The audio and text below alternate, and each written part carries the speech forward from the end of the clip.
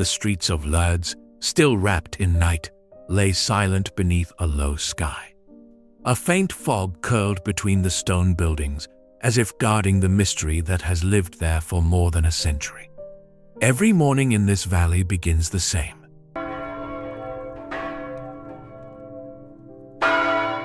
Inside a small guest house nearby, Father Richard Lagos blinked at the dim light of his alarm. The clock read 6:15 and he had promised himself he'd visit the grotto before sunrise, but the warmth of the room tempted him to stay. Just 5 more minutes, he thought. Yet in the silence, a different voice seemed to whisper within him, a nudge gentle but clear. Go. She's waiting. He washed his face, put on his cassock and coat, and stepped outside into the pre-dawn air. The world was still half asleep, but the sanctuary's lights shimmered faintly in the distance, a silent invitation cutting through the fog. Father Richard had arrived the previous day with other pilgrims from the Philippines. They had attended evening mass in the Basilica of the Immaculate Conception, then joined thousands for the candlelight rosary procession that transforms Lourdes each night into a moving sea of flames. It had felt like stepping into a living prayer, voices rising in many languages, the name Ave Maria echoing against stone. But this morning, he walked alone. The esplanade stretched before him, empty except for the faint outlines of statues. The sound of his steps mingled with the murmuring river that flows beside the grotto. When he reached Masabiel Grotto, the marble statue of the Virgin was already bathed in soft white light. She stood high within the niche, the same way Bernadette Soubirous had described her in 1858. A small group of French pilgrims were finishing an early mass near the altar. Father Richard knelt several meters behind them, his breath visible in the cold air. He opened his rosary. One by one, the beads slipped through his fingers, the joyful mysteries, and with each decade, he whispered a request. 5 prayers. 5 gifts he asked from Our Lady: deeper faith, humility, perseverance, guidance for his ministry, and protection for the souls entrusted to him. As he prayed, the world grew impossibly quiet. The trickling of water became the only sound. He felt an interior warmth, as though the silence itself were listening. When he raised his eyes again to the statue, the light upon it flickered ever so slightly, dancing across her veil. For an instant, it almost looked like she breathed. He blinked, unsure if it was the candlelight, the wind, or something else. He lowered his eyes, unwilling to trust what imagination might invent. Yet a deep calm settled over him, the kind that speaks louder than any vision. He finished the rosary slowly, savoring each word. When Mass ended, the French pilgrims departed. The grotto grew silent again. Father Richard stayed behind, seated on one of the wooden benches, eyes fixed on the small spring where millions have come to wash. After some time, he rose. The clock on his phone read 7:20 and the eastern sky remained dark, though a faint line of silver had begun to form above the mountains. He decided to return to his hotel for breakfast before rejoining his group later that morning. Crossing the square before the basilica, he stopped for a moment to look back. The lights of the sanctuary shimmered through the mist like 1,000 stars trapped on earth. Somewhere inside, a new day was awakening. He took a photograph of the distant basilica, more out of habit than intent, just a way to remember this quiet morning. Yet, as he turned away, something in his heart whispered again, "Stay attentive." He couldn't explain why, but he felt it, a strange expectancy, like the air before a storm or a secret about to be told. He smiled faintly, tucked the phone back into his pocket, and began to walk toward the hotel. He didn't yet know that within the next hour, he would witness something that would leave him speechless, and that the photograph he had just taken would be only the beginning of a story that would echo far beyond that cold October morning. The streets of Lourdes were beginning to wake. Shutters creaked open above the cafes, and the scent of warm bread drifted faintly through the air. Yet the valley itself still seemed to hold its breath, as if nature hadn't fully decided whether to rise or keep dreaming. The lights along the pathways shimmered like stars reflected in water. He had prayed many times at Marian shrines before, but something about this morning felt different, not because of anything he saw, but because of what he didn't. A profound silence wrapped itself around him, not empty but alive, like a heartbeat beneath the stillness. The basilica behind him was quiet now. The candles by the grotto flickered in long rows, small tongues of gold fighting against the wind.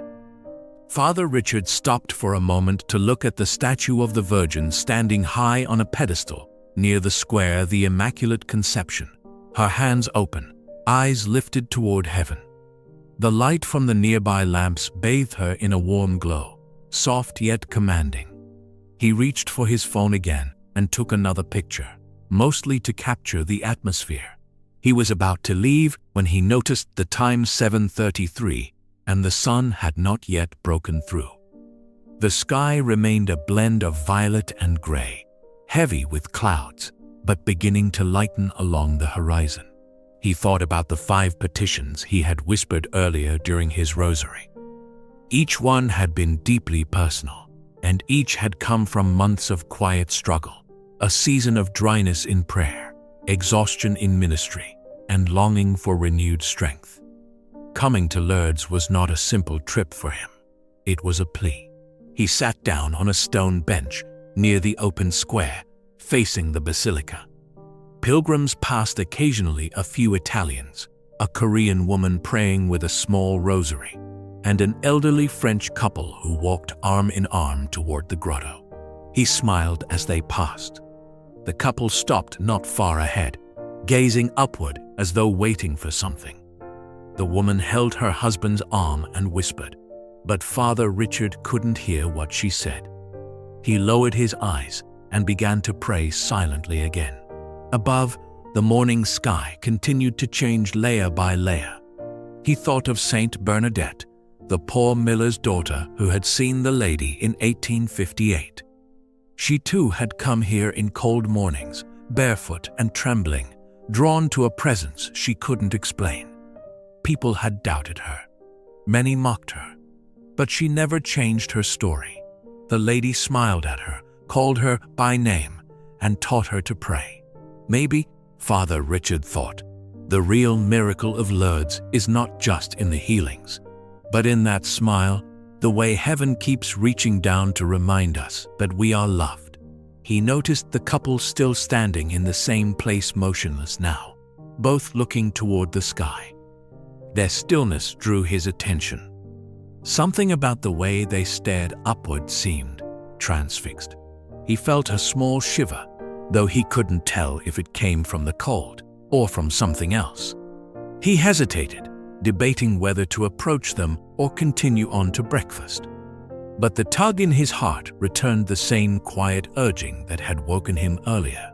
Go. So he walked slowly toward them, his steps echoing softly on the stone. When he was still a few meters away, the woman turned and pointed upward. Her voice broke the morning silence.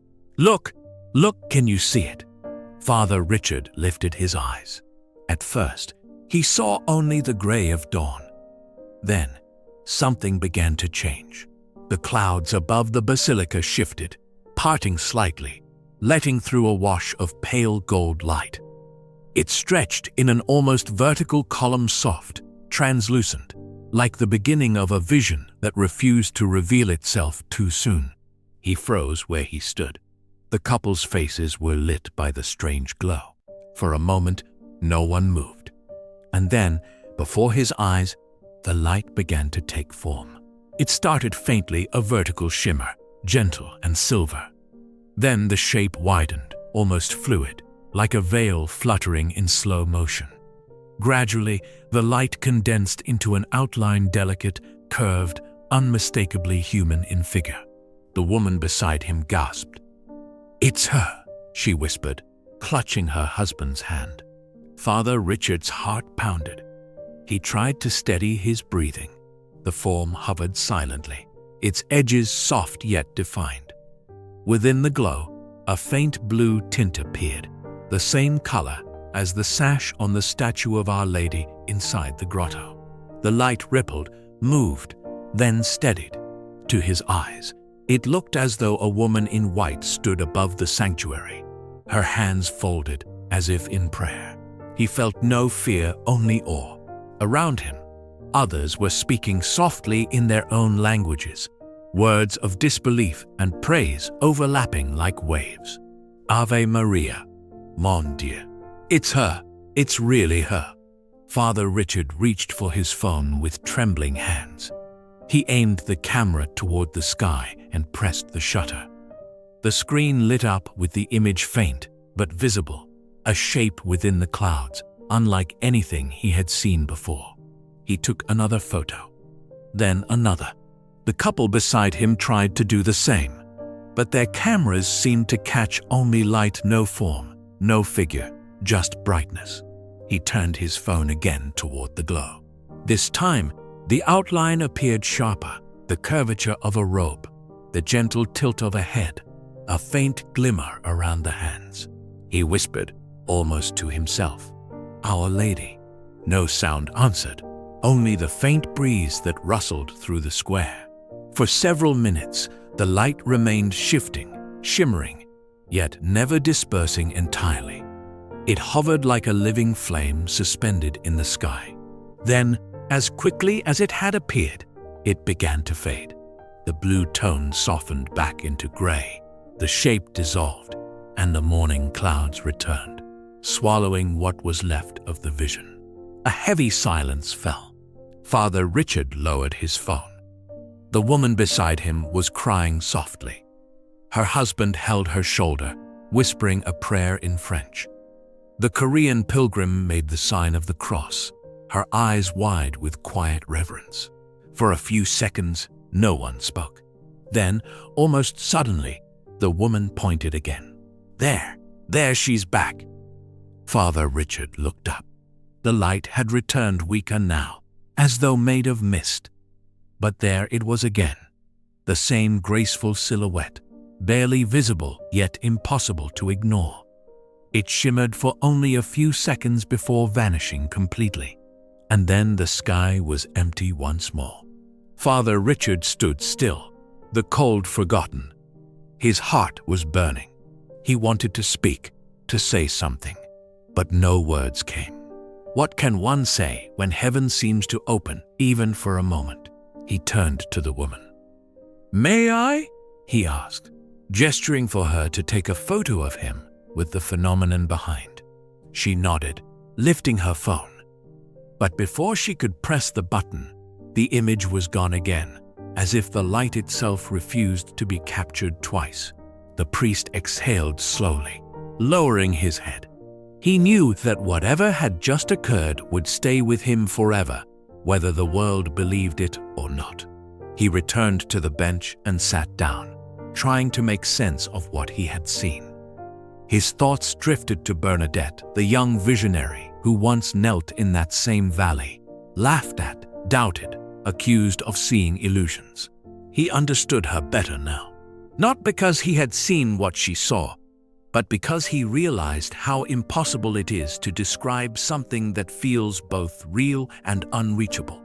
He opened his rosary again, not to ask for anything this time, but simply to give thanks.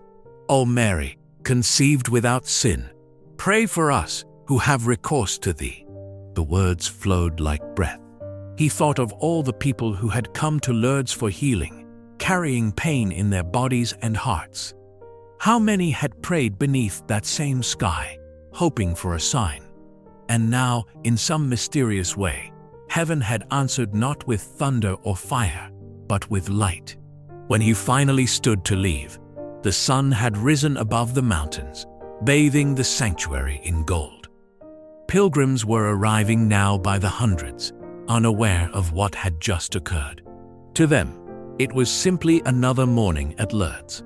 But to Father Richard and the few who had witnessed it, It was something else, a moment that seemed to whisper from beyond the visible world. I am here. I have not forgotten you. He walked back to his hotel in silence, still holding his phone. He would later upload the photos to his Facebook page, not to boast or prove anything, but simply to share the wonder he had felt. He wrote, "Whatever this image may be, I believe it is a reminder of Our Lady's love and protection, that she is always with us, despite everything." The post spread quickly among the faithful. Thousands shared it. Some saw in it a heavenly message. Others dismissed it as coincidence. But for those who believed, it was enough a reminder that Lourdes remains a place where the veil between heaven and earth still trembles. And for one Filipino priest who had almost stayed in bed that morning, it was a moment he would never forget, a grace meant not to be explained, but remembered. News of the priest's experience spread quickly among the faithful online.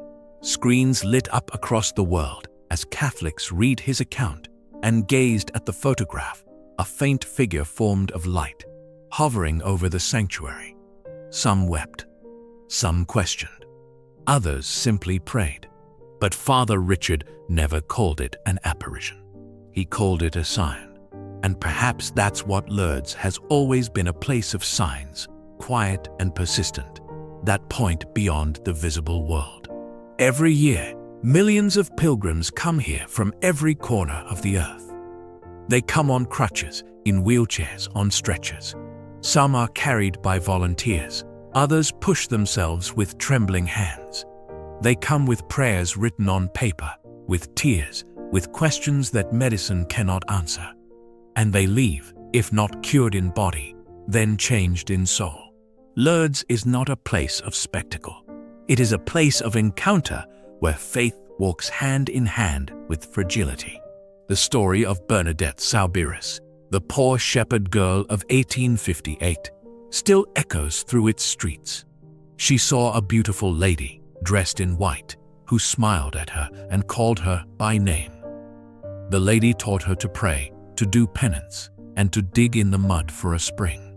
That spring still flows today, a simple stream of clear water that has washed over millions of hands and faces, that has filled countless bottles carried home in hope. From that muddy hole came not just water, but an entire movement of mercy. It's as though God chose to speak not through thunder, but through a child. Not through power, but through humility. And maybe that is why signs like the one Father Richard witnessed continue to happen, small, personal, fleeting, but deeply moving.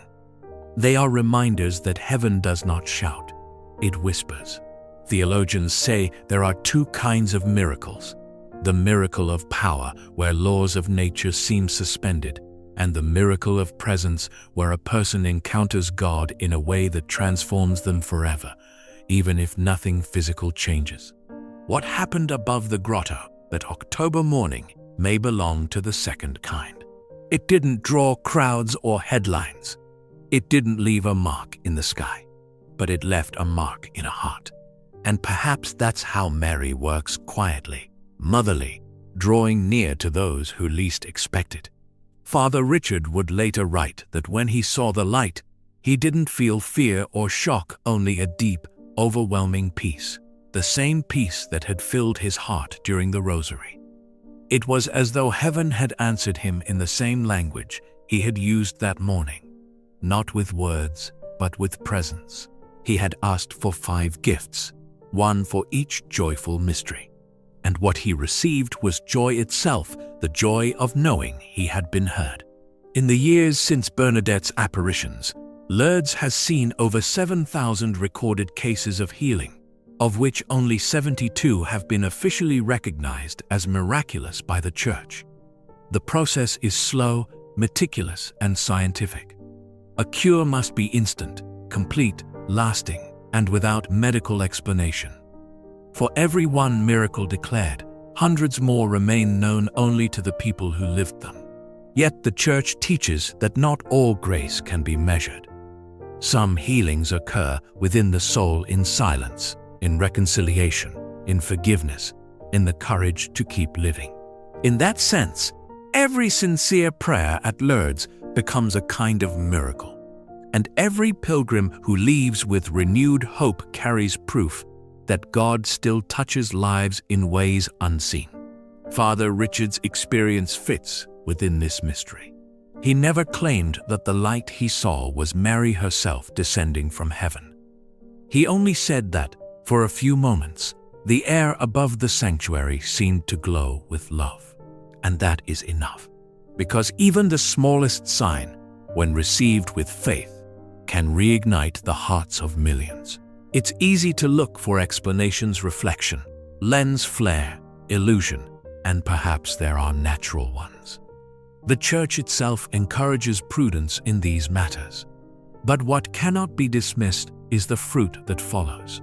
For days after he shared his testimony, messages flooded his inbox from people across the world. A woman who said she hadn't prayed in years, but was moved to pick up her rosary again. A man who had lost faith after his wife's illness, saying the story reminded him that heaven still listens. A nurse from Italy who wrote that she had seen something similar at Lourdes years ago and had kept it secret, fearing ridicule. One moment of light had rekindled countless embers of faith. That is how heaven works, quietly, personally, one heart at a time. The Virgin Mary's role has always been that of a mother. She does not replace her son. She leads souls back to him. Every apparition, every grace, every whisper of her presence points to Christ. Lourdes is her reminder to the world that love does not abandon the suffering, it comes to dwell among them. When Bernadette was questioned by the bishop, she was asked why she kept going back to the grotto, even when people mocked her. She replied simply, because she was there. Those 4 words remain the essence of Lourdes, and perhaps they also capture the priest's mourning, because she was there. Maybe not in body, maybe not in form, but in presence, a mother watching over her children, reminding them that even in the coldest dawn, the light of faith still rises. For Father Richard, that moment in the sky was not about proof, but promise. It was as if heaven whispered to him and through him, to all of us, do not be afraid. You are not alone. Every corner of Lourdes carries an echo. It's in the sound of water trickling from the grotto, in the soft shuffle of wheelchairs along the stone paths, in the murmured prayers of pilgrims lighting candles in the cool morning air. It's a place where silence feels alive, a silence that listens. Lourdes is not grand because of its architecture or fame. It is holy because it holds human weakness and divine tenderness in the same embrace. Here, faith is not abstract, it's visible. It's carried in trembling hands, whispered through pain, offered in hope. Some come searching for miracles. Others come simply to endure. And yet, whether they are healed or not, all who come to Lourdes leave changed. They come burdened, and they leave lighter, not because their suffering disappears, but because they discover that God has been walking beside them all along. In a world that moves too fast, Lourdes moves slowly. It teaches patience, humility, and wonder. It reminds us that grace often comes disguised as ordinary light, that holiness is not about spectacle, but about presence, a presence that meets us where we are, in weakness and faith alike. The water that flows from Bernadette's spring is not magical. It's ordinary water transformed by the prayers of millions. Every drop carries stories of the mother who prayed for her sick child, of the soldier who found peace after war, of the lonely heart that finally believed again. Lourdes is where heaven and earth seem to touch for a moment, where the impossible feels near, and where love makes itself small enough to be felt. It's where the message of the Virgin Mary still whispers, I do not promise you happiness in this world, but in the next. That promise doesn't remove pain, it redeems it. It tells the sick that they are not forgotten, the doubtful that they are not abandoned, the weary that they are still loved. For Father Richard Lagos, the priest who saw light over the sanctuary, Lourdes became a mirror of faith, a reminder that God still speaks through beauty, through silence, through light that lasts only a moment, but remains in the heart forever. And maybe that's the real miracle of Lourdes, not the unexplainable, but the undeniable, that in this small valley, generation after generation keeps returning, drawn by a love that does not fade. Every candle that burns here is a story. Every drop of water is a prayer. And every dawn that rises over the grotto whispers the same truth that Bernadette heard long ago.